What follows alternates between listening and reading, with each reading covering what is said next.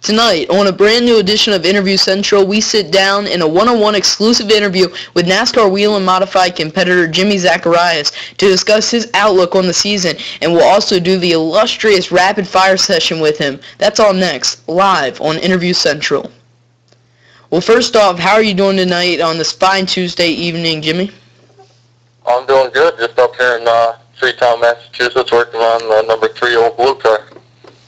Alright, so let's start out with kind of a fairly easy question here. What are your plans for the season? You've switched between the Southern Modified Tour and the Northern Tour these past few seasons, but do you have any full-time rides in the making?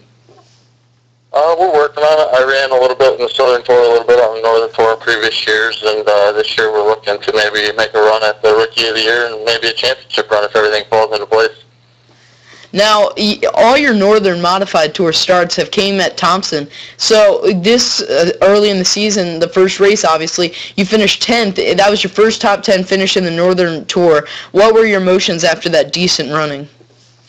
It was fairly good. I mean, we started out bad there at the beginning. We had a couple of problems with the car, and the crew got fixed under cautions, and we went a lap down. But battled back to get the lead lap and finish the top 10. It was pretty good, and we'll take it. Now, what's your goal in the NASCAR Wheel and Modified Tour this season? Is a victory a reasonable assumption? Oh, yeah, absolutely. I believe it is. We ran good, like I said, at Thompson there right off the bat, and we ran really well at Bristol last year, so maybe if everything falls into place, right, we can pick up a win there or maybe somewhere else this year. Speaking of Bristol, now your career best modified running was second in the NASCAR Wheel and Southern Modified Tour there last season. So do you expect to return to that facility this year in hopes of scoring the ultimate goal, the victory?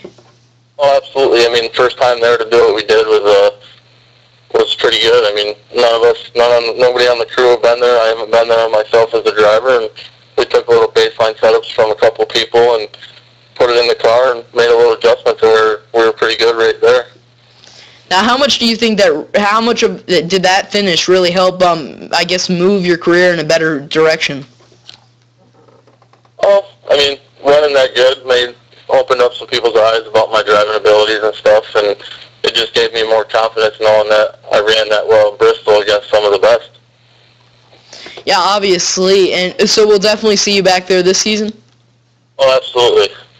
Now, what made it tick so much for you about that racetrack that made you just get it so quick? I run a track similar back home, Shangri-La 2, high bankings, fast speeds, and it was pretty similar to that. So I knew basically kind of the driving style, and that helped me. And then just seat time on the track, we ran out first in practice and just kept getting a little bit more seat time. Now, I know that you've never scored a victory yet in the modified ranks, so what would a victory mean like to you this season? Victory would be huge on the Wheel and Tour. Like I said, we finished second there at Bristol, and we led the last portion of the Southern race, and Berg got me on the restart. That was close as I came to a victory, so if the win came this year, that'd be the highlight of my career to start off. Now, can we expect to see you in any stock cars this season, or is this strictly modified racing? I talked a little bit about getting a late model to run down south some, but I mean, I'm pretty content where I'm at with the modifieds. I mean, that's where my heart was. That's where I grew up around. So if I run modifieds the rest of my life, that's what I do. Now, I know that you obviously have a lot of compassion towards the modified series, but now that you're 23 years old, are you expecting to stay loyal to this series forever, or are you really hoping to advance your techniques and break into a NASCAR touring series? I mean, if the opportunity presents itself, I'm open to it. I do everything that I can to the best of my ability to make it so I can advance and keep learning and getting better with everything, and hopefully someday the opportunity opens the doors. Now in the Northern Tour this season, like I pointed to earlier, you've only ran at Thompson. Do you expect to run any more up there, or just strictly at Thompson? No. I'm up here now working on the number 3 car, the Bowler family car. I'm running this weekend at Stafford. And if all goes well, hopefully we can put something together to run the whole year. Now, it's your first time at Stafford. What are your expectations there? I ran there a couple of years ago with the MRS series. I picked up on the track pretty quick and ran fairly decent. I like the track, so hopefully we can go back and learn a little bit more, get some more seat time, and finish the race. Now, when can we expect you, maybe next year or so, to where you can go full-time into a series and run? As far as the series, hopefully full-time this year on the tour. I mean, that's what we're looking at. Even if something doesn't go through with the 3-car, we got our own family car, and putting stuff together and getting the right resources to maybe run the whole year with our own car anyways. Now, what's a reasonable finish in the point standings for you in either the Northern or Southern Modified Tour? Top 10, definitely. That'd be pretty good. Maybe if we get a little bit more out of it, top 5 or so, that'd be excellent. How much would a top 5 in points or top 10 even mean to your organization and helping advance them with, money and funds and stuff like that, and also getting sponsors' attention? Well, hopefully it open up sponsors' attention a lot. I mean, a lot of the big sponsors look for people that run up front and get their name out there, so if we can do that, then maybe pick up a couple big-time sponsors, and that'll help out my family team that we run ourselves. Yeah, and maybe you can go a little bit in depth here. How hard is it to run a family team? I know it's got to be a lot, not only in just your own personal life, but also with the funds and the money and stuff like that. I mean, it's always, I can't say it's too hard. I mean, we do what we do with our family stuff. We do it well, and we take care of it, and we work on it daily basis. That's what we do, me, my brother, and my father. We don't have many people right now that sponsor us. I got a couple of good sponsors that are just enough to keep us running and do the bigger shows on the tour. The weekly stuff we pretty much take care of on our own. That's not a problem, and we do good there, winning races in the New York State Championship for NASCAR and the track championships. Now, I know you've kind of alluded to here a little bit, but can we see you in the Modified Racing Series or the SK Mods this season? SK Mods not so much. Their rules are different than our B mods back home, so there's a little bit changes we have to make. But MRS deal, hopefully I'll run some this year. My car owner from a couple of years ago that I ran on the MRS tour just talked to me the other day and mentioned something about buying a new motor for the tour, so maybe we could run a couple MRS races this year. All right, so let's move into our rapid fire session. You ready to have some fun? Oh, absolutely. All right, so basically I'll say 2 things, and you just name the one that you prefer. Sound good? All right. All right, let's get going. Walruses or bunnies? Oh, walruses. Spring or fall? Spring. Chocolate or vanilla? Oh, vanilla. Chicken or turkey? Chicken. Halloween or Easter? Halloween. Okay, Danica Patrick or Ricky Stenhouse Jr.? Oh, curveball. Ricky Stenhouse Jr. All right, so that makes it now 3 for 2. Andy Seiss and Justin Bonsignor and Woody Pitcat said Danica for that, and while now you and David Calabrese have said Ricky Stenhouse. So why did you choose Ricky over Danica? He's got a little better driving ability than her. So we'll see if the modified drivers here. I know that's the only question we've been asking them every week consistently, the Danica or Ricky. And now that we have the 3 for 2 now, we'll see if the next driver that we have will tie it up. So let's get into our, I guess, off-topic discussion here. So this whole Malaysian Airlines deal has been pretty crazy. Do you expect the plane to be located and found? If so, do you even have a little bit of a timeline? I haven't been following them much. I just see a little bit here and there on Facebook and social media. I mean, you think with the technology we got nowadays they'd be able to find it, but I guess it's harder than I thought. So now imagine that you just won the lottery. What's the first thing you buy, and it can't involve racing or funding for your family? Ooh. I guess a go-kart track would still be kind of racing, right?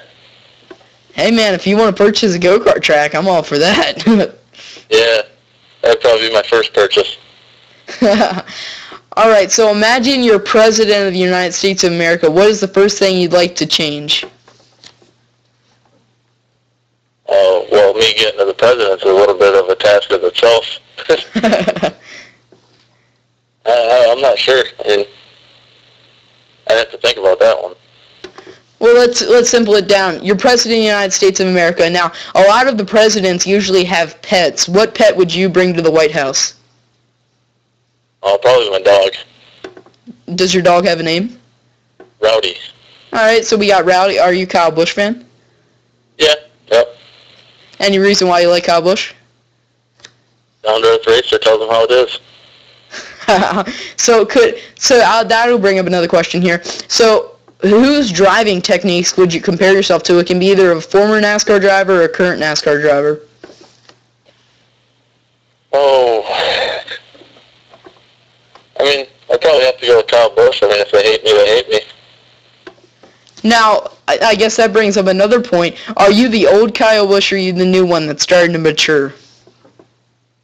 Oh, I'm not immature. I like to keep stuff mature and responsible and do stuff right. So we'll dig a little bit deeper. Imagine you and, I don't know, another modified competitor are racing for the win. Would you dump him going in turn 4 on the last lap for the win?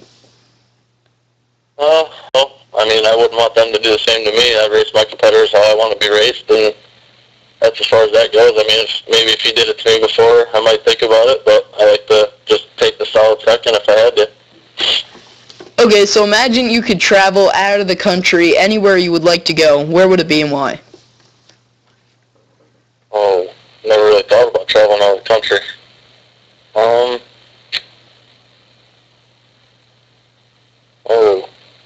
Maybe Australia? Is that out of the country? Yeah, Australia. Yeah, that's a nice place. Would you ever be open to running? I guess let's bring in another question: open wheel racing or the V8 supercars if you got the opportunity? Say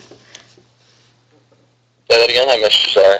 Oh, would you ever like to run maybe possible open wheel IndyCar F1 or maybe the V8 supercars if the opportunity arose? Oh, I'd definitely run the IndyCar open wheel car. That'd be fun. Do you have any prior road course racing experience? Not at all. So you'd like to have fun. Now, I guess I can bring up another question. I mean, I got a lot of bring-up questions here tonight. This whole Storehouse Racing Gene Haas deal with the Formula One new team, do you think that they'll be the first American Formula One team to actually succeed? I'd imagine so. I mean, they got a lot of resources behind them and a good amount of money behind them to do it, so hopefully they can. So Gene Haas, he's looking for some drivers. If he caught up Jimmy Zacharias tonight, would you accept? Oh, absolutely. Well, I guess Gene Haas heard it here first. You better give Jimmy a call. He's willing to race. All right, man. So thanks for joining us. This is going to end another edition of Interview Central. Is there anyone you'd like to thank, sponsors or family? Just my parents and my grandfather. I mean, for everything they've done for me throughout my racing career. And sponsors this year, Central State Juice Clothing, Floyd Juice Clothing, Mahoney Valley Speedway, Keto Juice, Penguin's Breath Cooling System, and Sweet Steering, Pro Shocks, and Tanner Race Shields. All right, thanks to Jimmy Zacharias for joining us. Remember to like and share this video, and a big thanks to our new partner, Short Track Central. Give them a like on Facebook. Then make sure you just like this video, leave some nice comments for Jimmy, and I'll see you all next week.